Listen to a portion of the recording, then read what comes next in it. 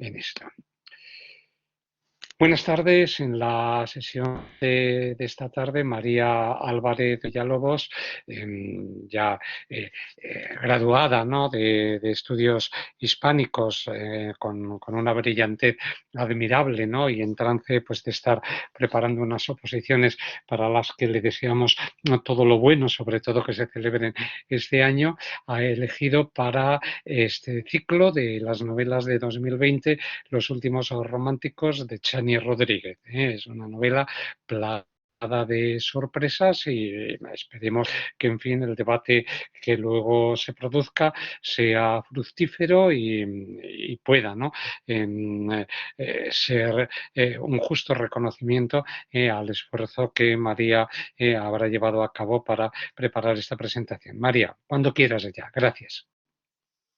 Pues muchas gracias. Precisamente cuando estábamos en el auge preparador opositil del año pasado, que fue cuando nos encerraron, Sí. recibí con muchísimo cariño que Fernando nos dijera que iba a organizar un ciclo para comentar novelas y me apunté. De repente mis días, que consistían en limpiar y hacer la comida, los pasaba leyendo la novela para llegar a tiempo martes y jueves con la novela leída para Sí. poder comentar.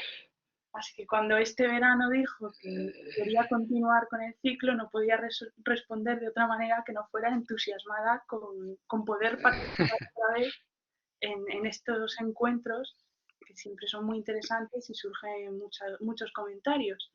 Y como tenía que ser Gracias, María.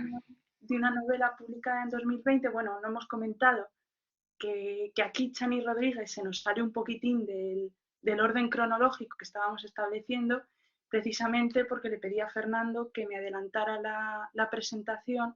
Hice un trueque con la presentación de mi hermano para poder presentar en marzo y no estar en mayo con los últimos con las últimas preparamientos, preparaciones, preparativos de la oposición, presentando una novela. Así que se nos sale un poquitín.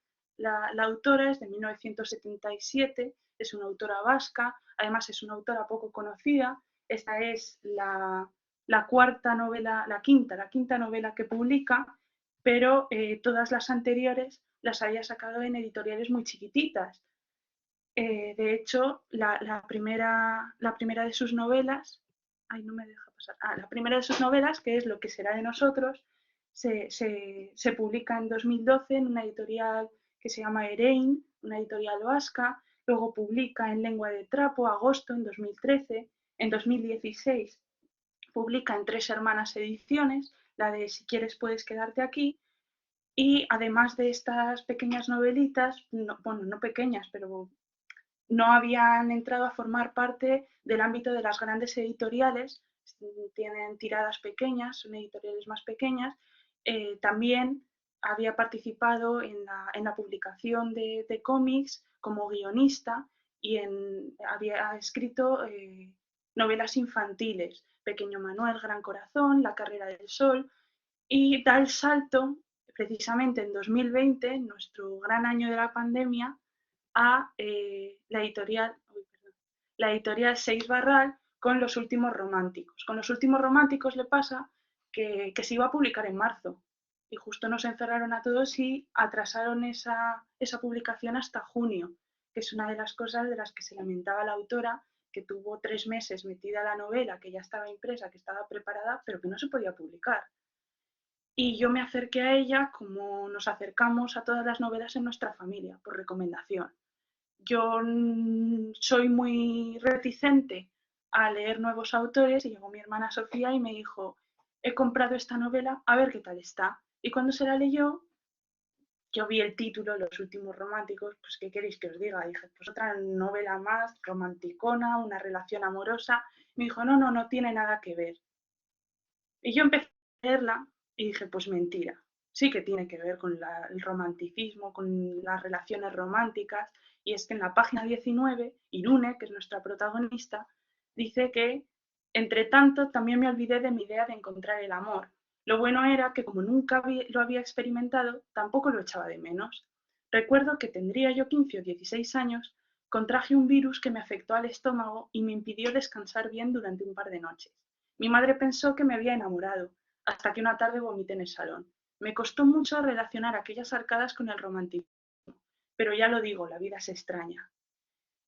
Creo que este pensamiento y otro en el que menciona que no le gustan las películas románticas porque odia ver a las personas enamoradas, todo esto sucede al principio de la novela, son los dos únicos gritos en torno a el sentimiento romántico tradicional que da Irune en la novela. Y es que Irune, que es quien nos habla en primera persona, quien cuenta su historia, es una persona muy solitaria.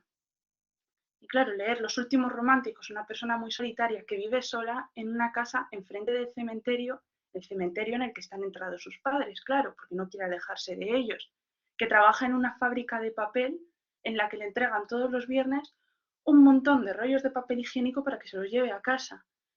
Rollos de papel higiénico con los que hace papiroflexia, prepara ramos de flores y llena toda la casa con todas sus producciones, eh, pero producciones que siempre tienen que estar muy organizadas, porque además es una mujer que tiene un trastorno obsesivo compulsivo con el orden muy grande. Trastorno obsesivo compulsivo que lleva al límite teniendo que tener todos los rollos de papel organizados encima del ordenador portátil, que eso ahí nos descabala un poquitín las cosas, porque ¿quién pone el papel higiénico encima del ordenador? Pero los tiene que tener colocados en un orden preciso que nadie le puede desorganizar. Eh,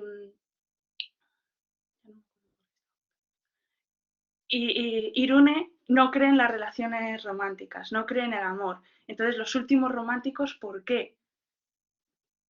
Entonces decidí viajar un poquitín por el diccionario, que siempre está bien echarle un vistazo, y me sorprendió mucho, la verdad, ver que la primera acepción de romántico hace alusión a que es perteneciente o relativo al romanticismo o a sus modos de expresión, y no es hasta la tercera acepción en la que habla de lo sentimental, de lo generoso y soñador.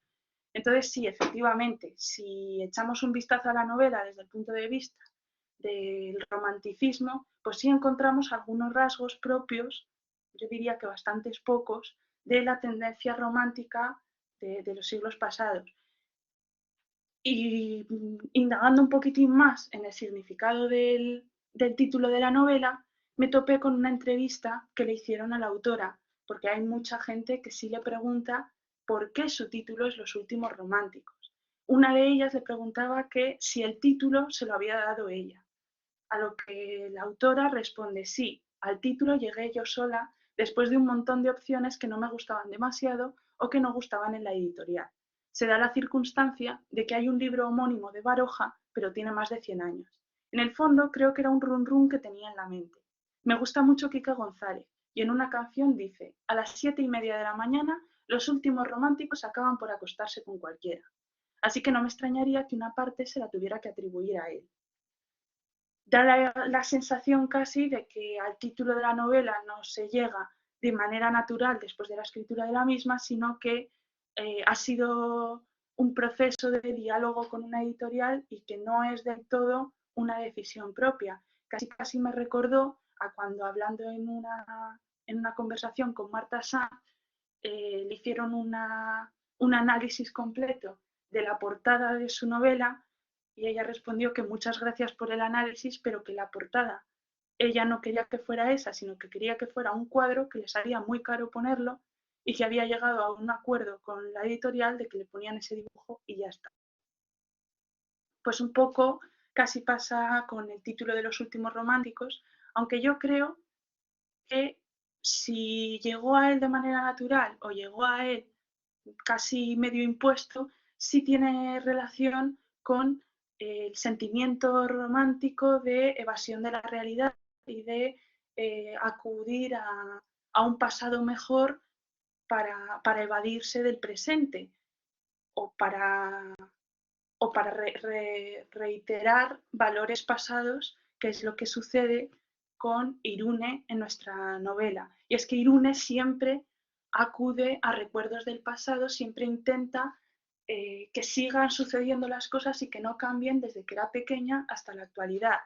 En el inicio de un capítulo dice que Rosendo Salvado nació en Tui en 1814 Se ve que sintió la llamada de la fe muy pronto, porque a los 15 años ya había ingresado en el monasterio de San Martín Pinario, del que salió a consecuencia de la desamortización de Mendizábal. Volvió a Tui, pero allí no encontró la manera de ordenarse sacerdote.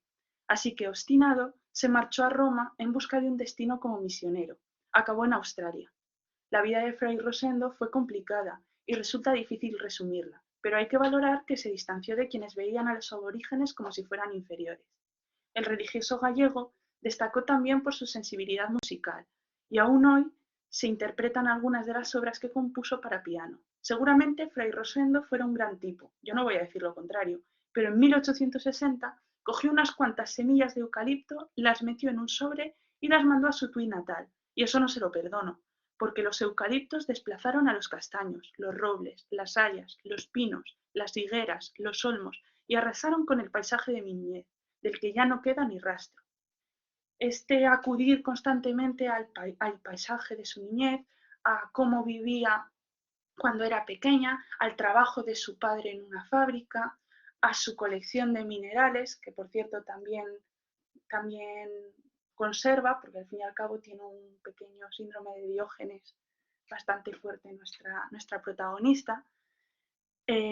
Todos estos rasgos no se presentan solamente cuando habla de los paisajes, sino que también al regresar a la casa de sus padres, regresa en un punto de la novela, se va de casa porque ha vivido un accidente, llamémoslo así, que no vamos a contar para dar pie a aquellos que no lo hayan leído, que puedan no destripar totalmente la trama, pero dice en un fragmento, y fui directa al dormitorio de mis padres.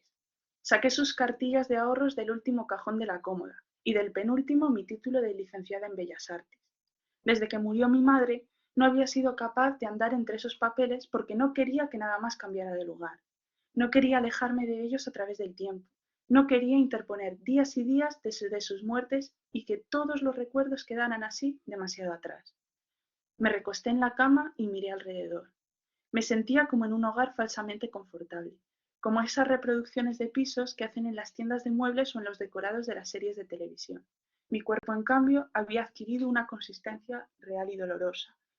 Deja todo el espacio de su familia, todo el espacio familiar, exactamente igual que cuando sus padres murieron, con la salvedad de que una vez al mes va una asistente a limpiarlo.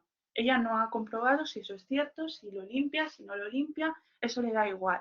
Pero aquí introduce su cuerpo. Mi cuerpo, en cambio, había adquirido una consistencia real y dolorosa. Y es que Irune, a lo largo de toda la narración, está sola con sus pensamientos, sola con su cuerpo, y su cuerpo adquiere una consistencia muy importante.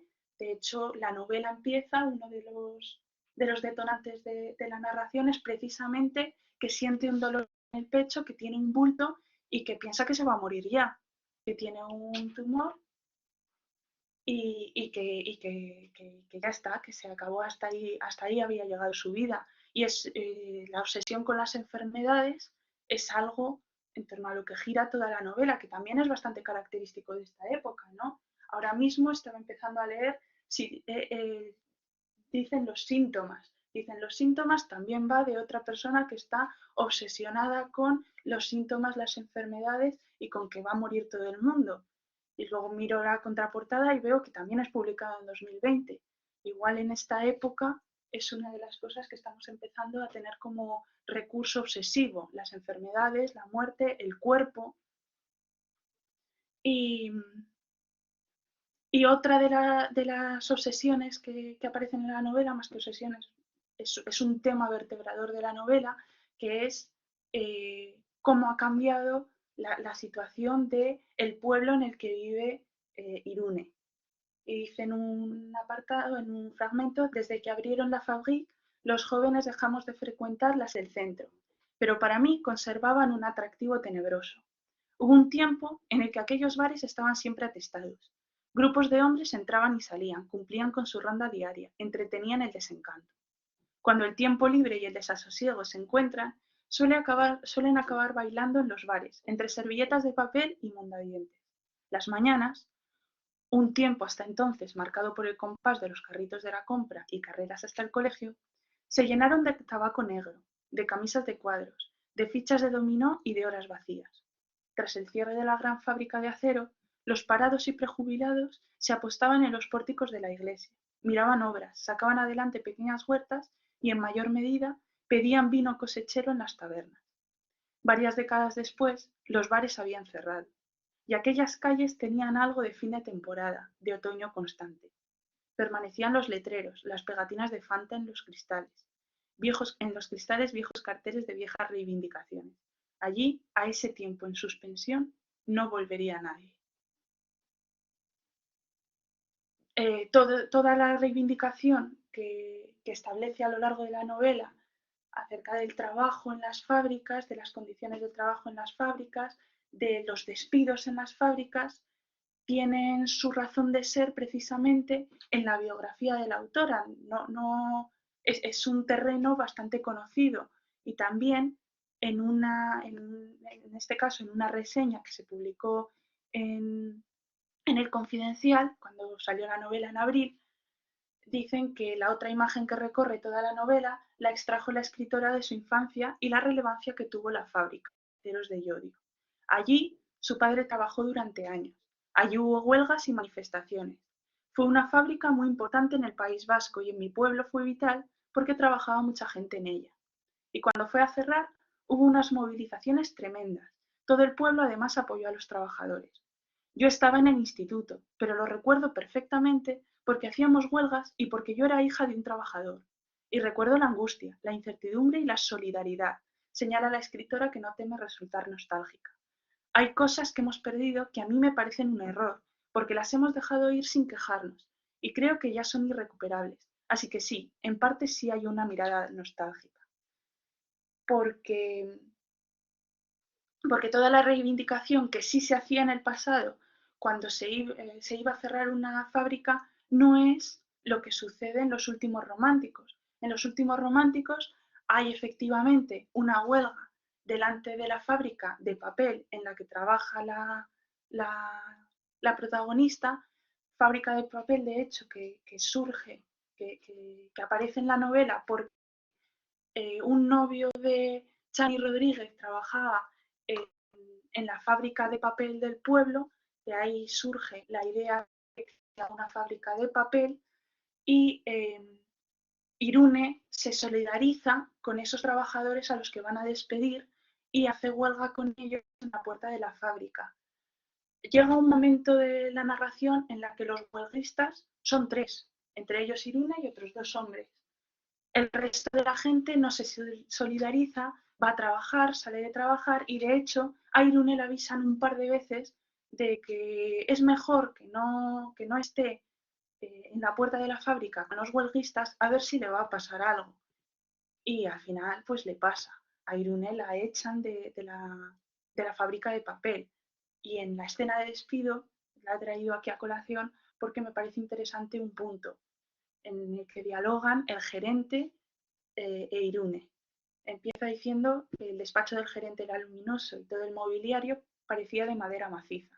Sobre el escritorio se desplegaba un tapete de piel de color negro. Imaginé los cajones que no podía ver, con tiradores dorados. El gerente se sentó, se sonó su gran nariz de forma estentórea, se metió el pañuelo de tela en el bolsillo de la americana, cogió la carta de despido, la giró para que me resultara legible y la soltó sobre el tapete. Firma. La esquina del documento en la que se habían apoyado sus dedos estaba húmeda. ¿Por qué los echan? No creo que sea tu problema. ¿Por qué los echan? El gerente se levantó, rodeó la mesa y se colocó a mi lado, de pie. Volvió a sacar el pañuelo, aunque se limitó a sostenerlo en la mano. Quizá porque notó el ascenso de algún estornudo, me dedicó una media sonrisa escalofriante. Ya no es rentable tener la planta aquí. La mancha de humedad se había extendido por el papel. Firmé con cuidado de que mis manos no rozaran aquel documento y salí sin pronunciar palabra. El por qué los echan no creo que sea tu problema, creo que aquí es el símbolo sobre el que gira precisamente toda la insolidaridad de la novela, el individualismo creciente, las relaciones personales afectivas que escapan de, de las relaciones profundas que se mantienen en la superficie, y es que de la misma manera de la que actúa el gerente de la fábrica de papel en la que trabajaba Irune, actúan sus vecinos. Este fragmento forma parte del inicio de la novela, y es que Irune vive enfrente de un vecino que, además de maltratar a su madre y a cualquier novia o ligue que se lleve por la noche a casa, se dedica a vaciarle en la puerta de Irune toda la basura que pueda, a pegar gritos y a dar golpetazos contra las paredes. Entonces Irune se lleva bastante mal con él, que es Abel, y tienen muchas discusiones a voz en grito en la escalera. Y la escalera, ese espacio que antes formaba parte de la convivencia del edificio, donde se conocía a los vecinos, se hablaban, se mantenían relaciones, es ahora un lugar inhóspito. Una vez sale a echarle la bronca a Abel porque le ha vuelto a dejar basura en la puerta, y sale la vecina a decirle que no grite, que no tienen por qué ser testigos los demás del problema que ella tiene con uno de los inquilinos. Y en este caso, Irune se está encontrando con el administrador del inmueble en el ascensor. El ascensor se detuvo en el segundo y se montaron el administrador y su hijo. Olían a gel de ducha. Nos costó un poco acomodarnos en la cabina, tan estrecha, porque yo llevaba un ramo de flores de papel, el padre una gran bolsa de deporte. Supuse que irían a algún partido del crío o algo así, porque los críos de hoy en día siempre están haciendo cosas. Muchas gracias por el cochecito, Irune, a Miquel le ha encantado. La semana anterior le había regalado al niño, no porque fuera un niño que me cayera particularmente bien, sino porque era el que más a mano tenía, un coche de carreras que había construido con el tubo de un rollo de papel higiénico, papeles de colores y poco más. De nada. Y aproveché el conato de conversación para lanzarme. Oye, Esteban, ¿vais a hablar con él? El ascensor llegó al bajo y salimos con las flores y la bolsa al portal. Muy bonito, insistió el crío. Me está haciendo la vida imposible, dije. Pero el administrador, un tipo de unos 40 años que llevaba una camiseta de apoyo al Kurdistán y el pelo largo recogido en un moño tipo Beckham en sus buenos tiempos, se hizo el sordo y, señalando a su hijo, respondió: el viernes llevó el cochecito a la Icastola. Por favor, decidle algo. Ha estado pachucho, con gastroenteritis, me comunicó señalando a su hijo. Debe de haber un virus. Hay mucha gente en el pueblo que está igual. Aprendí hace tiempo que eso es lo que se dice siempre que alguien habla de de virus estomacales. Decidle algo, en serio. ¿Qué le vamos a decir? Respondió al fin. Esos problemas no son competencia de la administración, Irune. Precisamente esa insolidaridad, ese poco mojarse en la vida de los vecinos, acaba llevando a alguna desgracia hacia el final de la novela. Pero toda esta novela que gira en torno a la insolidaridad, al individualismo, sí que tiene una parte de amor. Amor no entendido en el sentido en el que se entienden las relaciones románticas de hoy en día. Porque de hecho, Irune se abre un portal para mantener citas por internet. Y dice así que la línea de información de la Renfe me resulta mucho más cálida que los portales para encontrar pareja que proliferan por internet.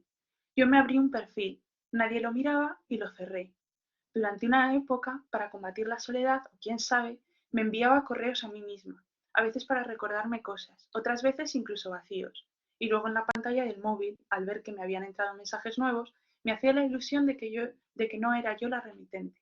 A veces tardaba días en abrirlos para alargar el autoengaño. Todo, a mí me sucede al leer esta novela algo parecido a lo que me parece que reflejaba otra de las novelas que leímos para otro club de lectura, la de Mañana tendremos otros nombres, de Patricio Pron, que también es, creo que es de 2019, y también refleja esa crisis de quienes no entienden cómo funciona el amor en la actualidad. Eh, un poco el escaparse de lo que Bauman definía como la teoría del amor líquido, del individualismo, del amor postmodernismo en las sociedades del capitalismo, que como se tiende al individualismo, se hacen ver las relaciones fuertes como un peligro para los valores de la autonomía personal, del mismo modo que mantener una relación con los vecinos de un bloque parece que es peligroso, no se mete nadie en los problemas que puedan tener los compañeros de trabajo con los gerentes de las fábricas. De la misma manera, como Irune se está intentando entrometer en la vida de los demás, está intentando huir de ese individualismo, no puede entender la manera de relacionarse a través de Internet y por eso no puede encontrar pareja a través de Internet, porque Irune no forma parte de ese tiempo, porque Irune es una de las últimas románticas que existen todavía, una persona que ha vivido con unos valores inculcados por la madre, que lo repite hasta la extenuación a lo largo de la novela, de valores que consisten en llevarle a tu vecina algo de comer si ves que está mala, ir a ver qué tal está, aunque no te apetezca, hablar con ella de cómo le va la vida, de cómo va el día, ver que si está aburrida poniendo la televisión no cuesta nada ir al descansillo y llamar a la puerta de enfrente, de unirse a una huelga que no le afecta directamente, pero que como vemos al final, daba igual que no hubiera huelga porque la fábrica la iban a cerrar. O sea que todos esos trabajadores insolidarios se ven igual de afectados por el cierre de la fábrica que aquellos que están intentando luchar por sus derechos. Pero parece que al final no es solamente la insolidaridad y una visión negativa de la sociedad actual lo que aparece en los últimos románticos, porque sí hay personajes amables como la, la enfermera de un centro al que acude a hacerse una mamografía preocupada por los resultados, que la mantiene a la espera para pasarle en cuanto puede el informe al médico, para así que se quede tranquila nuestra protagonista, como la dependiente de una tienda de moda que le ayuda a vestirse, a elegir complementos y le da un aliento cálido antes de emprender un viaje, y como el bueno de uy, no se me ha pasado. De Miguel María López. Miguel María López, que es operador en Renfe. Operador en Renfe, por lo que aparece que resultaba mucho más interesante la línea de la Renfe que los portales que proliferaban por Internet. Porque Irune se ha mantenido alejada de cualquier tipo de relación romántica. El caso es que me mantuve ajena a todo esto hasta que di con Miguel María López y de repente me sentí como si hablara con alguien que conociera desde tiempo atrás. Un día me envalentoné y le dije que tenía la voz muy bonita y él me respondió que yo también. Después nos quedamos callados y en esos segundos de silencio comprendí que yo podía ser capaz de sentir algo por alguien, a pesar de que desconociera aún si había sido Miguel María, aquel hombre en concreto, o algo vinculado solo a mí. Descubrirme tratando de ser seductora, la causa de esa certeza tan luminosa. De hecho, la relación que establece con Miguel María López es un operador de la Renfe al que llama cada vez que tiene un problema para pedirle trayectos a Irún, a París, a Lisboa, pide los trayectos y cuando se los explica, cuelga. Es una especie de relación que tienen sin verse, una relación a distancia con un cortejo muy, muy largo. Ni siquiera se han visto las caras. Y lo que sucede en un punto de la novela en el que está teniendo una crisis nerviosa precisamente por los problemas médicos que cree que está teniendo, acude una vez más a llamar a Miguel María López. Aquella noche, tumbada boca arriba en la cama, llamé y colgué 7 veces hasta que por fin lo identifiqué al otro lado del teléfono. Entonces le pregunté por el horario de trenes a Madrid, después a Salamanca y por último a Vigo. Miguel María López me respondía con profesionalidad, pero a veces se reía mientras buscaba los datos porque todo aquello debía de resultarle divertido. Miguel María López siempre me nombraba. Me decía, espere un momento, Irune. Enseguida le facilito la información, Irune. Y yo le esperaba. Miguel María López podía poner el mundo a mis pies. Podía reservar billetes, cerrar trayectos, sugerir combinaciones hasta Lisboa, o París, o Berlín, o Moscú. Miguel María López era el operador más amable con el que nadie hubiera hablado jamás.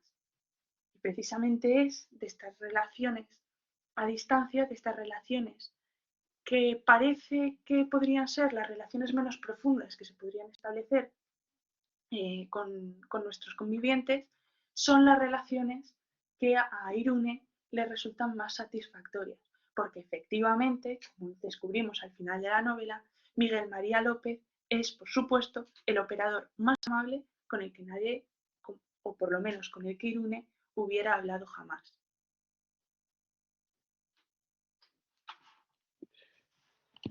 Esa es tu conclusión, ¿verdad, María? El punto final que pones a tu presentación, ¿cierto? Sí, es que la última vez lo acabé con un y ya estaría y quería evitar ese punto.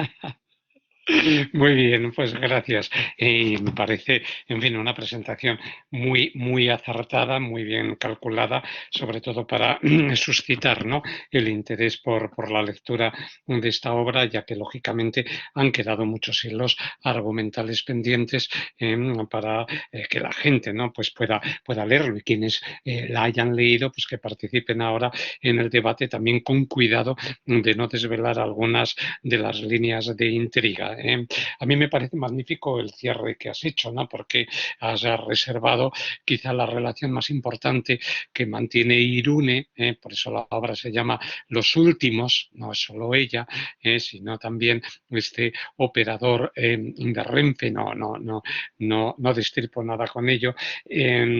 Son los últimos románticos en realidad, ¿no?, porque tú ya lo has señalado, hay un cortejo, muy bien elegida la palabra, que va progresivamente en una gradación ascendente, llenándose de detalles, ¿no?, de detalles en donde se van recortando los perfiles de estas dos figuras. Pero si reparamos en lo bien que construida que está esta novela, que a mí ha sido algo que me ha fascinado, empieza precisamente con una alusión que nos remitiría a este imaginario, ¿no?, de Irune pidiendo continuamente información de trenes que sabe que no va a coger, pero bueno, que le gusta de algún modo tener esa disposición a su servicio, ¿no?, y que es lo que le va a permitir entrar en conocimiento con este hombre, ¿no?, cuyo nombre también es perfecto, ¿no?, Miguel María López, ¿no? Está muy bien construido ya el carácter, pero la novela empieza así: las cosas pasaron como pasan los trenes de mercancías, con un estruendo de velocidad anunciado desde lejos. Y esa referencia a los trenes es uno de los hilos conductores de una de las pocas que tiene Irune en ese mundo muy bien perfilado por parte de María, tan agobiante en el que vive, en el que nada tiene que ver con lo que era su infancia. Efectivamente, seguramente la autora nacida en Yodio le está traspasando a su protagonista muchas de sus experiencias, porque en la dedicatoria de la autora dice: a mi madre por situarme en la vida. Y esa es una constante, como ha señalado María, de esta figura femenina, una figura que, como habréis visto, está en el límite de la marginalidad, porque ella misma se lo impone. Además, ella señala, ¿no?, que de adolescente pues tenía muchos amigos, tenía muchas relaciones, pero que ahora pues prácticamente se encuentra viviendo en ese piso en el que se siente enteramente agobiada, pendiente de la madre de Abel, Paulina.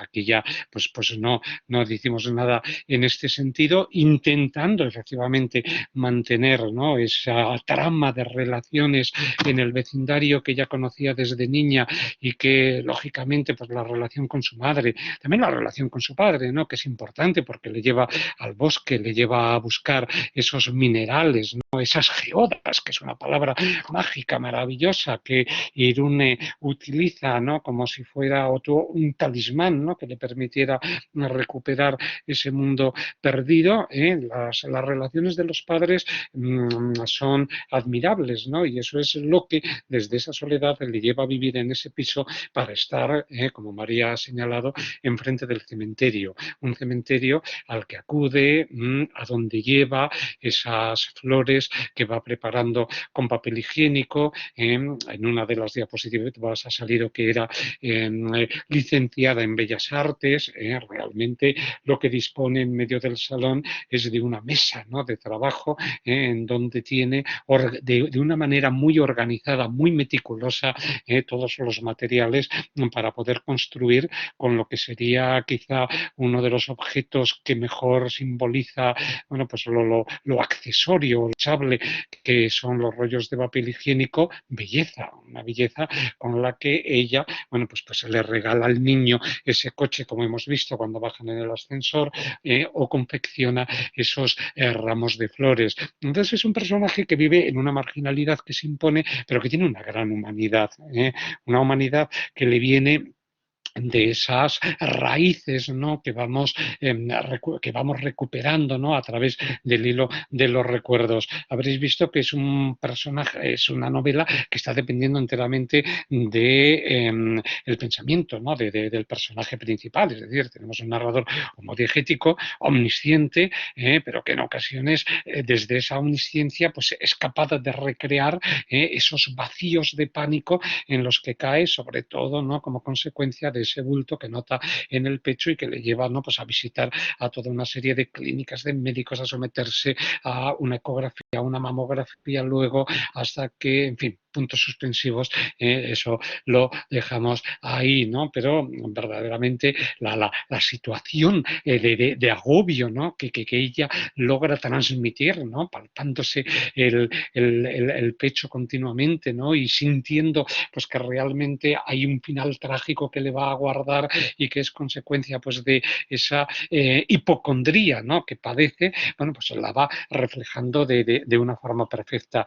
Un narrador omnisciente que es capaz, ¿no?, de situar a lo mejor en el cierre de algunos fragmentos algunas prolepsis, que son, sobre todo al principio de la obra, que son muy eficaces, ¿no?, porque cuando se está quejando del vecino que le llena de basura, que es capaz pues, de ensuciarle la puerta, y que le provoca muy bien el análisis, ¿no?, de la escalera como un espacio inhóspito. María, ¿no?, me ha gustado mucho esa, esa imagen, ¿no?, que has utilizado, por supuesto, pero bueno, en un momento determinado, decir, apenas unos días después me encontraría echando de menos sus gritos. Esto es al comienzo, y decimos, bueno, ella ya sabe todo lo que va a ocurrir, ¿no?, un poco más adelante. Ni la persona más agorera, y ella lo es, lógicamente, hubiera podido prever lo que sucedió después. Entonces, estas líneas en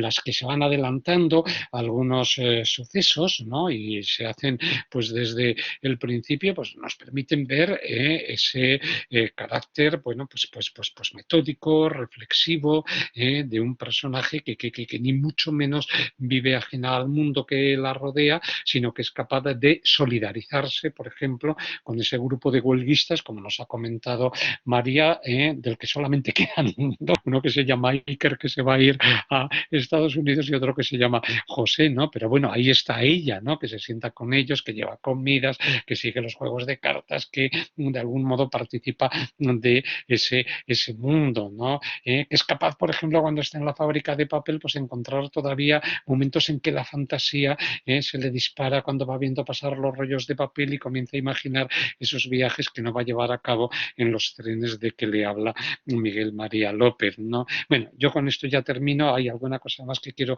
comentar, pero quiero dejar paso a los asistentes a la reunión de hoy. Habréis reparado, quienes hayáis leído la novela, sobre todo en lo bien construida que está, ¿no?, porque no tiene capítulos, tiene secuencias que son muy breves, y esa fragmentación del discurso narrativo, porque uno va al índice y resulta que en vez de capítulo 1 o epígrafe tal, se encuentra la frase, ¿no?, que da inicio al capítulo, ¿no?, y que todos ellos son muy breves, se ajusta también, ¿no?, a esa vida, ¿no?, de un personaje que fragmentariamente pues intenta salir adelante, intenta luchar primero contra contra su propio carácter, contra su propia condición y es capaz, bueno, pues de enfrentarse absolutamente al mundo, aunque se desmorona continuamente ya por el miedo al vuelto que ha encontrado en el pecho, también por comprobar el modo en que ha desaparecido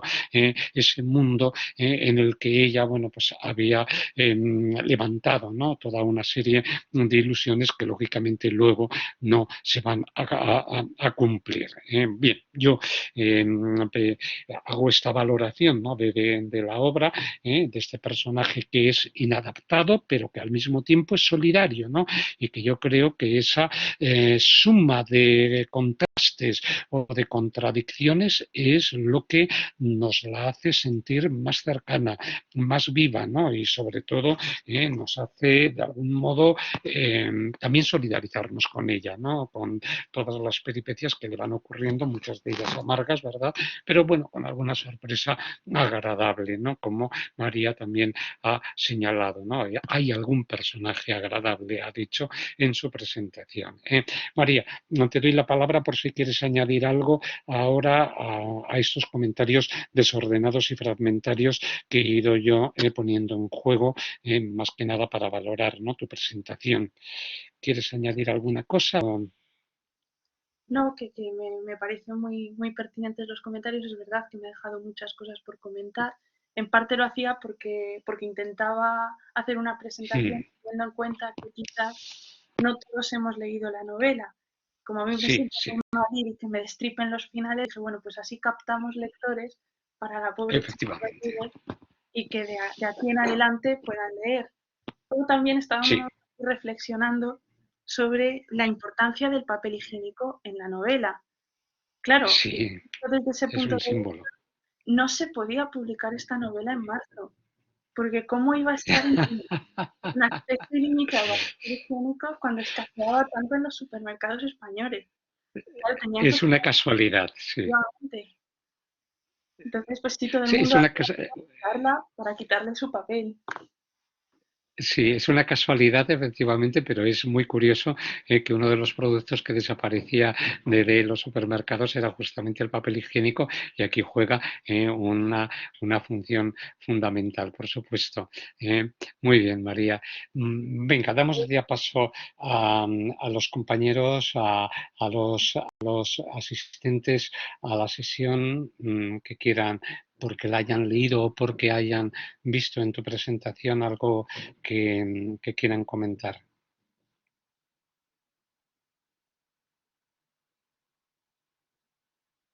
Sí, Enrique. Yo, como no, tengo que intervenir, que si no me da algo, ¿no? Si yo no empiezo a hablar los jueves, parece que me va a dar algo. Sí, que venga, coge No, bueno, antes de carrerilla. nada, felicitar. Sí, sí, yo ya empiezo y ya cuando queráis me cortáis, porque si no. Sí. Bueno, y antes de nada, Yo felicitar creo que a ya, María. Yo muchas creo que, bueno, gracias. ella ha dicho que se ha dejado muchas cosas en el tintero, pero vamos, yo creo que la idea general de la novela Por la da supuesto. perfectamente.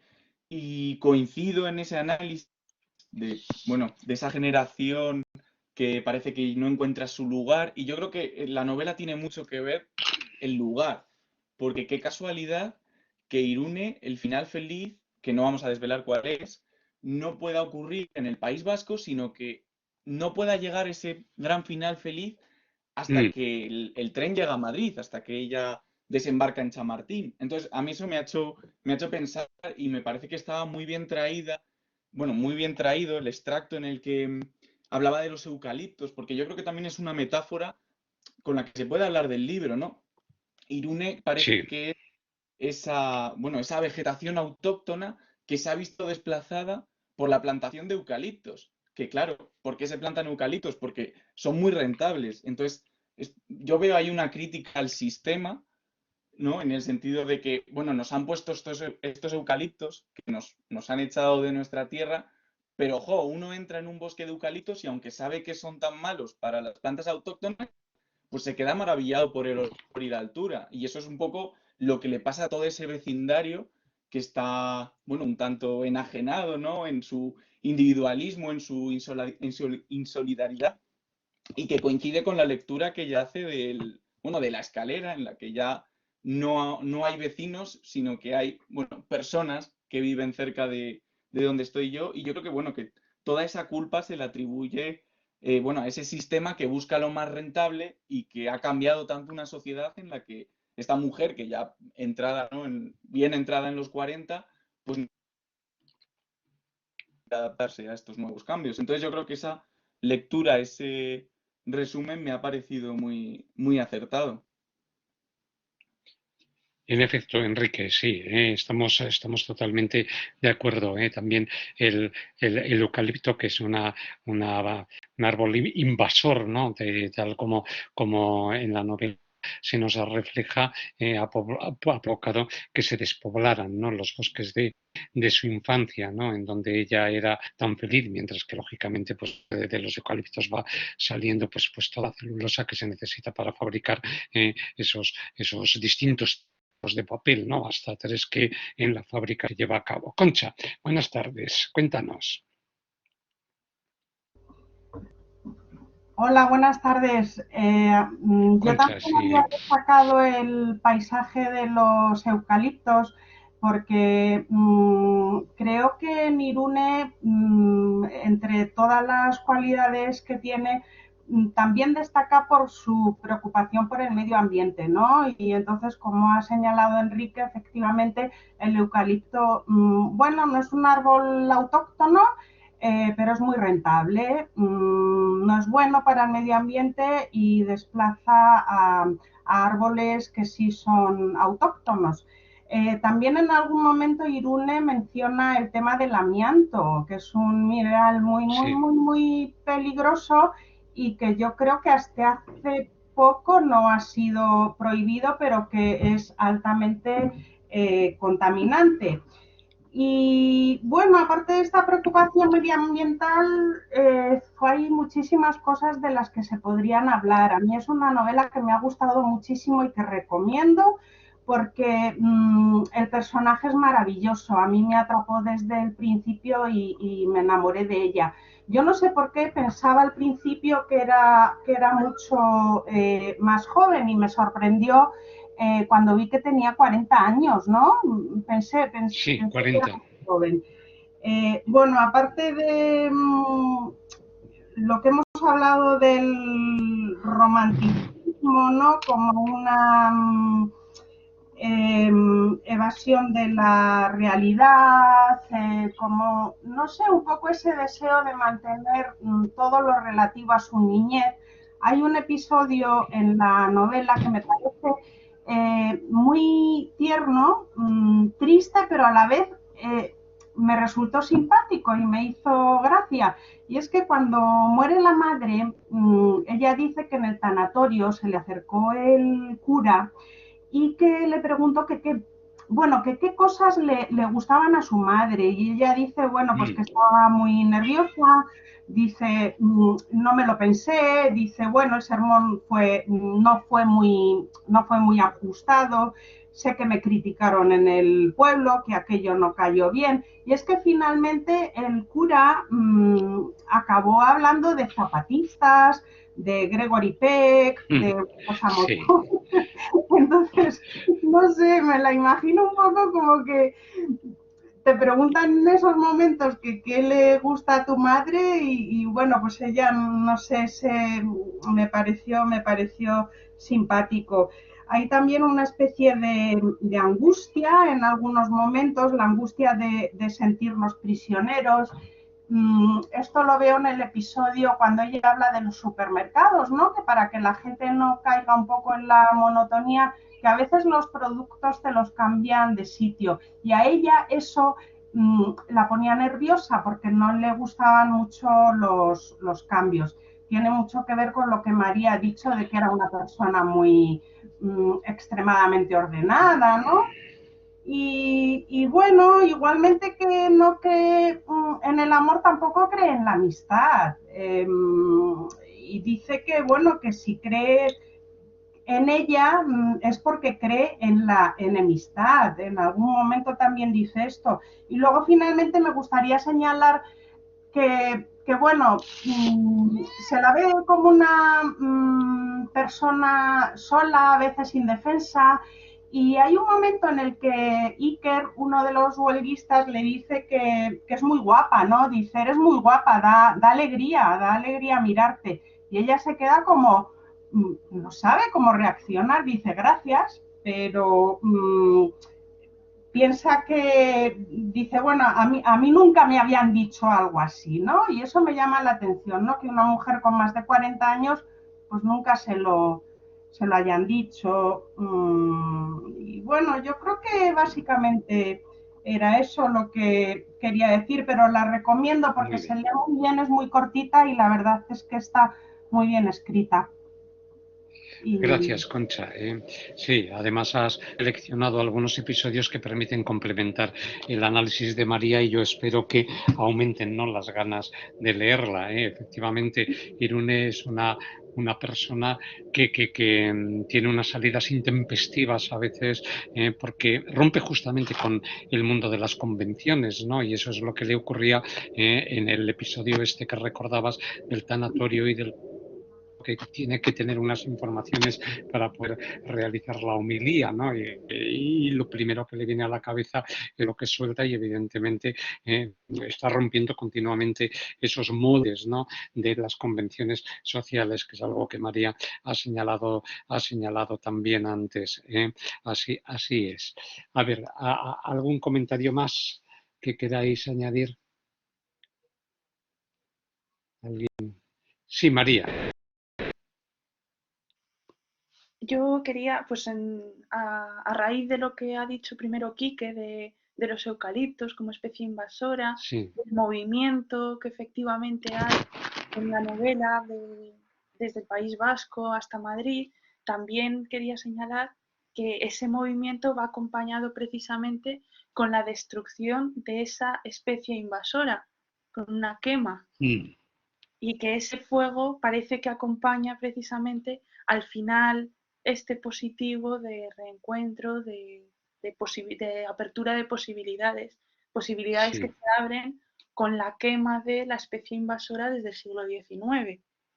Y con lo que había dicho Conchi, que también, que es verdad, las reacciones que tiene Irune, que parece que, según habla ella, es todo un monólogo que, claro, no puede ser casi diálogo porque ella no entra en contacto con apenas gente. Entonces no podemos saber qué opinan los demás ni cómo se construye el resto de los personajes más que desde su punto de vista, que es algo que también me parece muy interesante.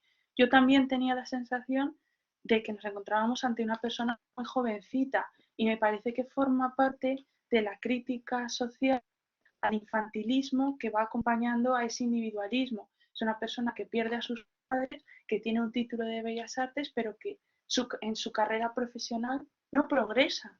Se ha quedado, empezó a trabajar en una fábrica cuando era muy jovencita, cuando se había muerto su madre y vio que se le acababa el dinero y ya no progresa a partir de ahí.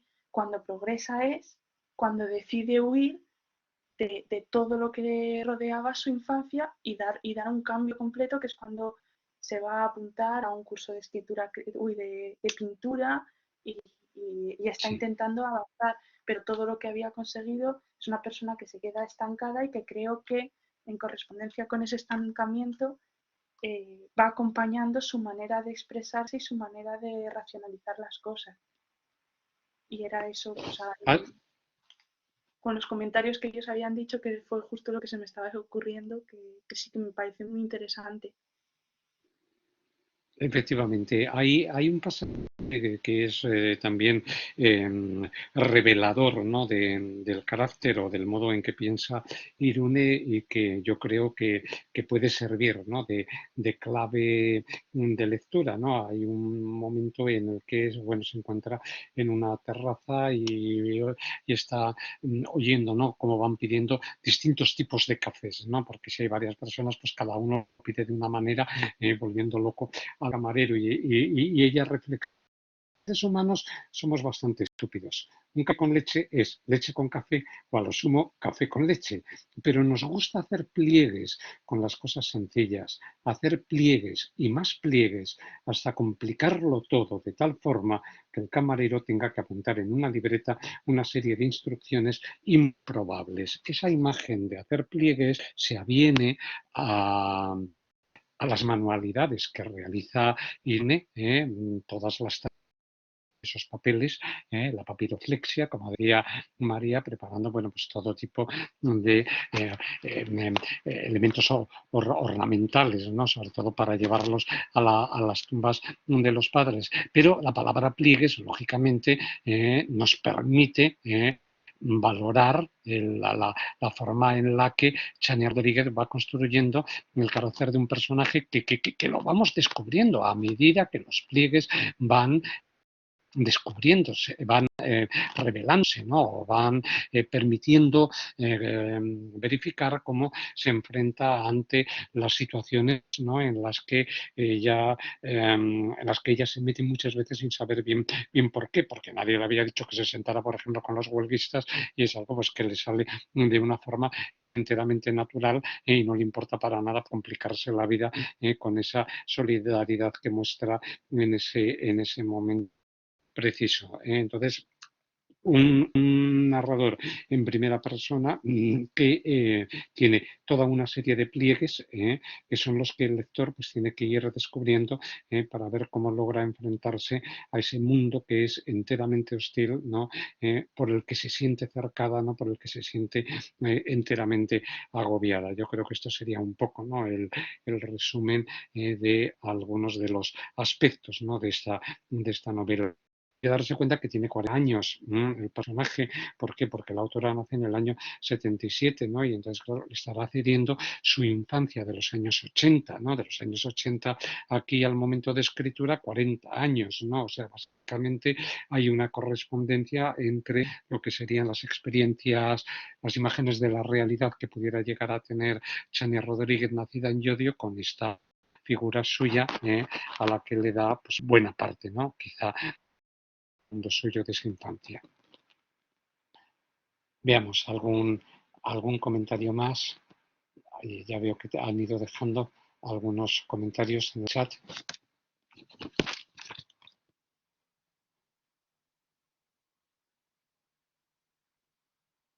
Pues bueno, yo espero entonces que en efecto hagáis caso de la recomendación, ¿no? que estamos haciendo de una obra que se lee en una tarde. Vamos, yo me la he releído justamente para rescatarla porque la había leído al principio cuando pusimos el ciclo en marcha, ¿no? Y que es una lectura fruitiva, indudablemente. Concha, cuéntanos. ¿Añadimos algún detalle último? Sí, solo una cosa más. Quería añadir que otra de las cosas que demuestra la solidaridad del personaje de Irune, Sí.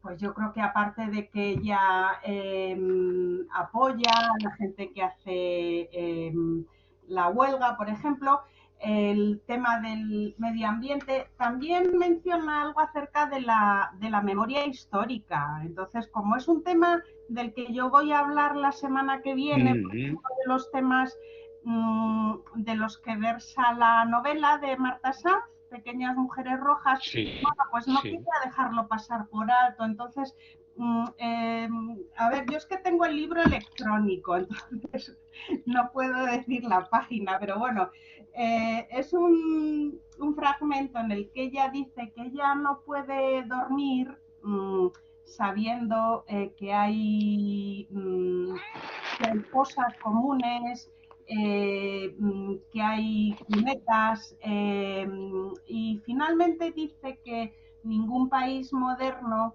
debería tener muertos sin sepultura. Y bueno, pues este fragmento me pareció muy significativo también. Y bueno, solo quería decir Me parece un hilo conector perfecto, Concha, porque, bueno, no solamente por el adelanto, ¿no?, de lo que será tu Ajá, aportación, sino también sí. porque hay una mínima referencia, estamos en el País Vasco, a ETA, ¿no? Y la semana pasada pues nos estuvimos procurando entretener con la novela de Lorenzo Silva, ¿no?, en que su protagonista pues recuerda o rememora los años de formación en Inchaurrondo, ¿no? Entonces parece que en fin, las lecturas, como si fueran piezas, ¿no?, de un rompecabezas, pues van encajando internamente entre sí. En efecto, le agradezco a Concha esta observación. Yo lo iba a hacer ahora, pero bueno, el propio libro deja ese hilo pendiente para que lo unamos a la lectura que nos espera el siguiente jueves, que es Pequeñas Mujeres Rojas. Em, Marta Sanz nos habló Enrique el ciclo del año pasado con Farándula, o sea que tenemos ahí quien quiera recuperar esa grabación porque están todas conservadas en esta página, al menos los que tienen el correo de la UH, para contextualizar un poco. La novela de la que nos va a hablar Concha pertenece, ¿no?, a una trilogía que no vamos a decir nada porque dejaremos quien lo explique. Sí, Concha. Solamente decir que, bueno, que si la gente puede recuperar de lo que tú estás hablando, ¿no? De lo que habló, Sí. no me acuerdo de cómo se llama, Enrique.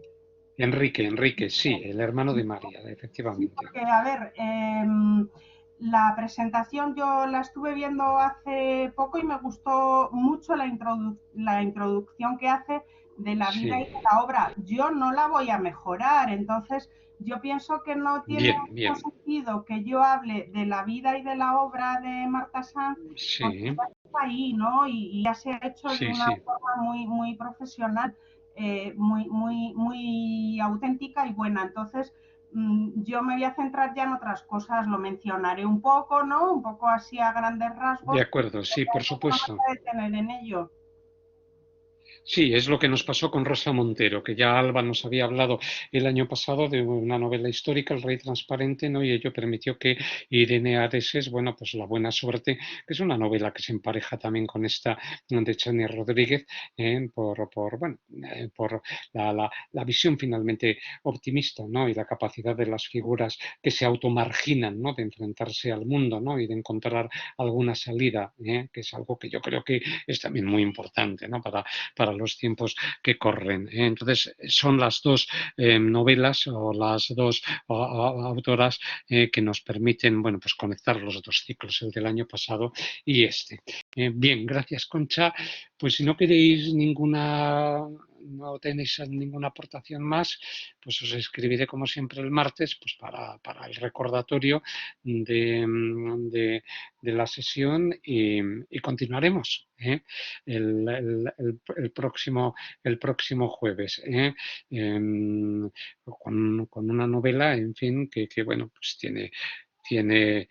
tendrá también sus aristas, ¿no?, para que podamos manejarla con mucho tiento. De acuerdo, pues venga, gracias a todos por asistir a esta sesión y nos vemos entonces el jueves. Y por supuesto que le estamos muy agradecidos a María por la presentación tan medida, tan bien calculada y por el interés que ha despertado para la lectura de esta obra. Así que buenas tardes, cierro ya entonces la página.